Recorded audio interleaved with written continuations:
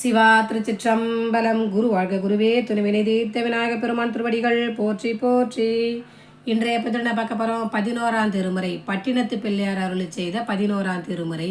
இந்த 11ஆம் திருமுறையில் திருவிடை மருதூர் மும்மணி கோவையில் பாடியிருக்காரு. என்ன பாடியிருக்காரு வாங்க பார்க்கலாம். நாமம் நவிற்றாய் மனனே நாரியர்கள் தோல் தோய்ந்து காமம் நவிற்றி கடிந்தொழியலாமோ பொருத வனத்து ஆணை உரி போர்த்து அருளும் எங்கள் மருத வனத்தானை வளைந்து. நீங்கள் இந்த திருவிடை மருதூர் ஈசனை வணங்காமல் இந்த சிற்றின்பத்தில் நாட்டை செலுத்துறீங்க. நீங்கள் இந்த சிற்றின்பத்தை விட்டாதான் நம்ம பேரின்பத்துக்கு போக முடியும். இந்த பேரின்பம் பெறறதுக்கு இந்த பேரின்பம் பெருசா சிற்றின்பம் பெருசா? பேரின்பம் தாங்க பெருசு.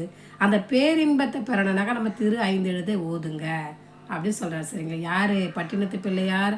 பாரில் அத்தனையும் பொய்யனவே பட்டினத்து பிள்ளையை போல் யாரும் துறப்பது அரிதுன்னு யார் சொல்லியிருக்கா? தாயுமான சுவாமிகள் சொல்லியிருக்கா. சரிங்களா? பிறகு என்ன சொல்கிறத பார்க்கலாம் வாங்க.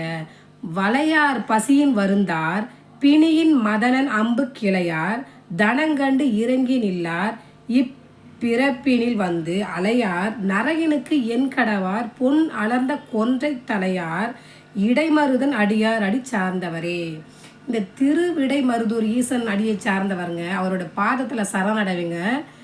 பசியில் கிடையாதுங்க, பசி வராதுங்க, பசிப்பினி. இந்த ஆன்மா திரும்ப இந்த துன்ப கடலை விழாமல் காப்பாற்றுவார், பிறர்கிட்ட கையேந்த விட மாட்டார் சொல்கிறாருங்க. இதை மாதிரி நான் பேரின்பத்தில் வாழணுமா சிற்றின்பத்தில் வாழணுமா நீங்களே முடிவு பண்ணிக்கோங்க. ஏன்னா சிற்றின்பம் வேண்டாம், பேரின்பம் தான் நம்ம கரை சேர்க்கும். நம்ம பேரின்பத்தில் திளைக்கலாம் வாங்க. திருச்சிற்றம்பலம். பிடிச்சிருந்தா லைக் பண்ணுங்கள். வாழ்க வளமுடன்.